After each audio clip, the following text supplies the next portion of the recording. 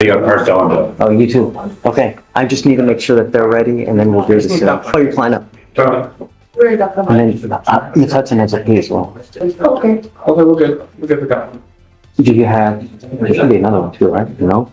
No, but she has a plea as well. Oh, yes. Is that a DWI as well? Is that one a DWI as well? Yes, they're both first. I'm gonna do them both. Judge, for what it's worth, my client, assuming the court's okay with it, would like to apply for an driver's license after this. And we'll be working on getting those documents together if the court's inclined.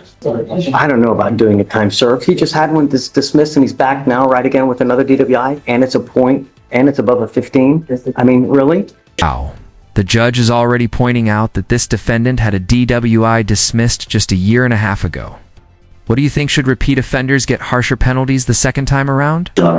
We're still going to continue to do the same thing over and over and over? No, I know you're saying no, but here you are yet again. You had one dismissed, a year and a half ago. Now you're back on another one. It's above a 0.15. If you got an occupation, the court could order some level of treatment, Judge. He has to do treatment as part of it.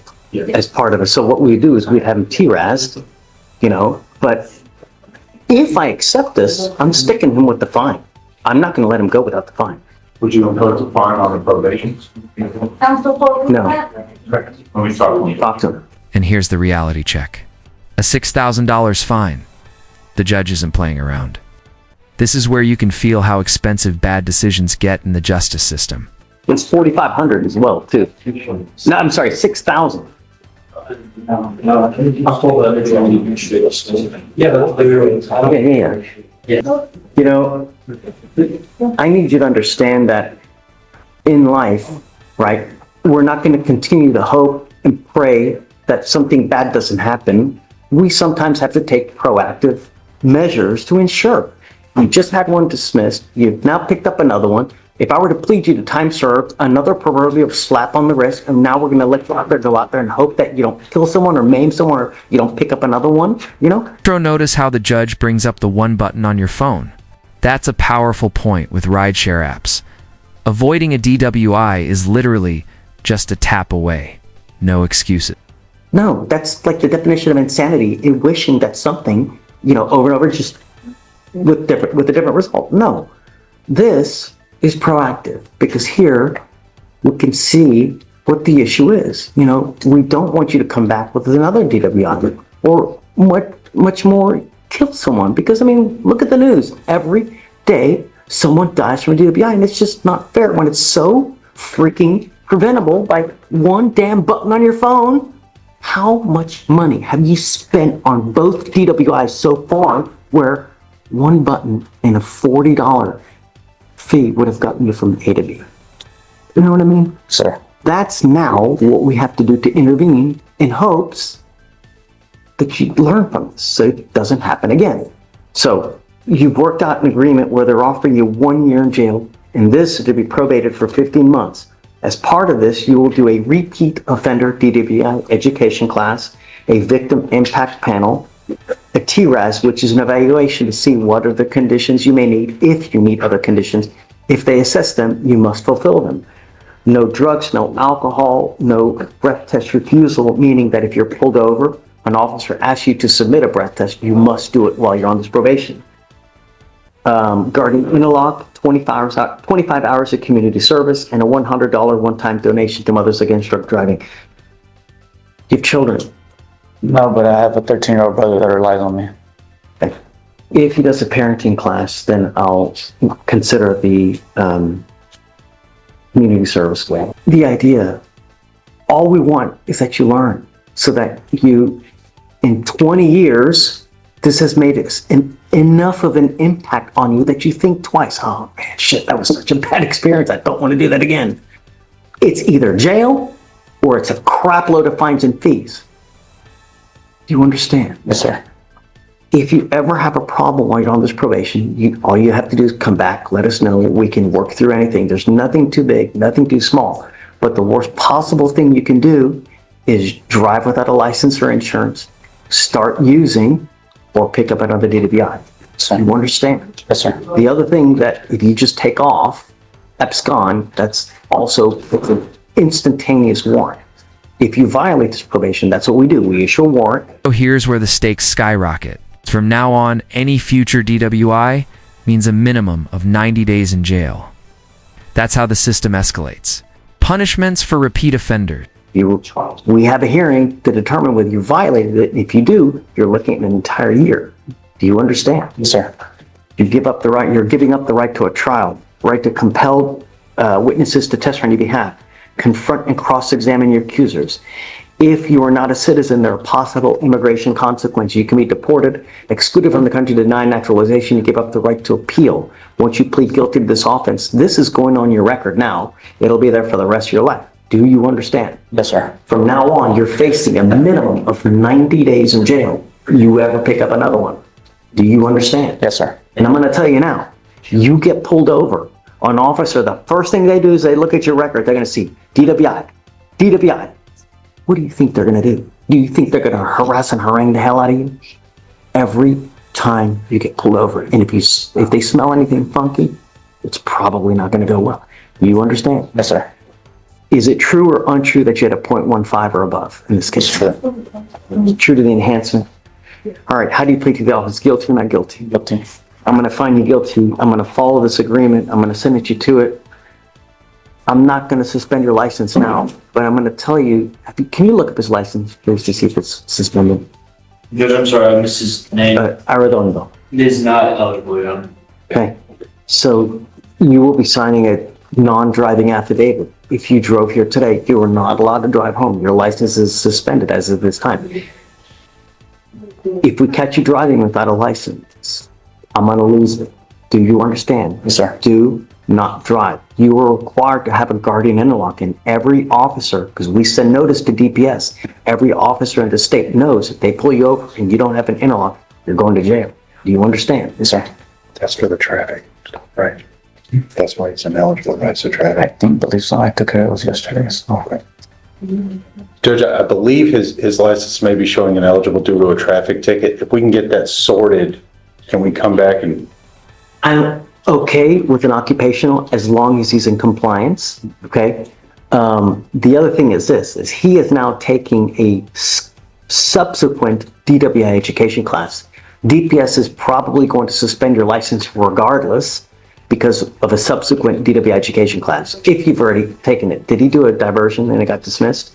As part of the diversion, you have to do a DWI education class. Subsequent ones get your license suspended. So I would check with DPS first. Don't just start driving, when you take care of that ticket, because they're going to probably suspend your license again. And this time it may be like a 2-year suspension. Central hold up 21 cases since 2020. That's jaw-dropping. How does someone cycle through the justice system this many times without landing in long-term prison? I'm okay with an occupational as long as he's in compliance. Yes, sir. And he has an interlock first. Yes. Okay. All right. So we're going to have you meet with Shatoria for all your conditions, and then good luck to you, sir. Thanks, sir. Thank you. Waive the supervisor for the Bennett, 1, 2, 3, 4, 5, 6, 7, 8, 9, 10, 11, 12, 13, 14, 15, 16, 17, 18, 19, 20, now 21 cases. Just since 2020, possession 1 to 4, unauthorized use, possession 4 to 200, 21, evading arrest, felony theft, felony assault, felony possession of a controlled substance, possession of a controlled substance, possession of a controlled substance, now 24. Possession of a controlled substance, possession of a controlled substance, assault, unauthorized absence from correctional facility, PCS, now 25, just for 25, PCS, unauthorized use, and now you have an evading arrest. A lot of those guys. Stop. I didn't ask you to say anything. You missed court, and now you're here. If you ever miss court again, and let me tell you something, Mr. Price, I'm going to do everything in my power to protect my city at all costs. If I find that you are one iota of danger to it, it's really not going to go well for you. Do you understand me? You're now charged with evading arrest or detention. You're facing up to a year in jail and or a $4,000 fine. We are going to do probable cause. You have the right to remain silent. Anything you say can or will be used against you. You have the right to have an attorney present. If you cannot afford one, one will be appointed to you. Thank you, Judge. On April 14th, 2025, in Harris County, Texas, an officer was patrolling the area of 999 Pasadena Boulevard, the Macro Plaza Mall. The mall is closed during the early morning hours when this incident occurred, and no maintenance or cleaning personnel were on scene. 999 Pasadena Boulevard is near 1202 Pasadena Boulevard, which the officer knows from training and experience to be a high drug area. This is a fascinating moment. The judge flat out rejects probable cause. Rarely do you see a judge shut down a case like this in real time. You think the officer jumped the gun here? The officer observed the defendant standing near a mechanical box on the side of the main building of 999 Pasadena Boulevard. The defendant looked at the officer, who was in a marked patrol unit, and began walking toward his bicycle, which was laying on the ground nearby. Due to the above circumstances, as well as defendant's suspicious behavior, the officer initiated a subject stop on the defendant due to reasonable suspicion. The officer activated emergency traffic lights and began sounding the siren of a marked patrol unit. The defendant continued to ride his bicycle away from the officer, standing up on the seat of his bicycle to accelerate faster. The defendant eventually fell off the bicycle and continued to evade on foot until he fell in the roadway of the 900 block of Pasadena Boulevard. The defendant evaded the officer for approximately 736 feet. The hell was he doing wrong? Riding a bicycle while white? He's not doing anything. Just the presumptive police. No. Mr. Price, I'm going to find that there's no probable cause in your case today. We have enough death, dismemberment, and danger in our town as it is. Don't create any more. Be a good person. It's not hard. Get a job, do something with your life before something, or you end up with a 25-year sentence. It's lickety split. Something happens. Life is too short to end up in a 6x9 with a 25-year sentence. You know what I mean? Really. Please take a seat. Mr. Muhammad, have a line every time. How you doing, sir? you're charged with failure to comply with basically FSGI, leaving the scene of an accident without exchanging information. You're facing up to 6 months in jail and or a $2,000 fine. We're going to do probable cause. You have the right to remain silent. Anything you say can or will be used against you. Okay. Thank you, Your Honor. On March 22nd, 2025, in Harris County, Texas, the complaining witness went to the police station to make a report for someone that struck her vehicle and failed to stop and give information. On March 24th, 2025, the officer reviewed body-worn camera where the complaining witness stated that while she was at a soccer game, someone struck her parked vehicle. The complaining witness stated that another witness left a note, and that witness observed the defendant strike the complaining witness's vehicle and leave without stopping and giving information. The witness stated the defendant was the coach of the opposing soccer team. The complaining witness stated that they talked to the defendant, but the defendant has failed to provide their insurance information.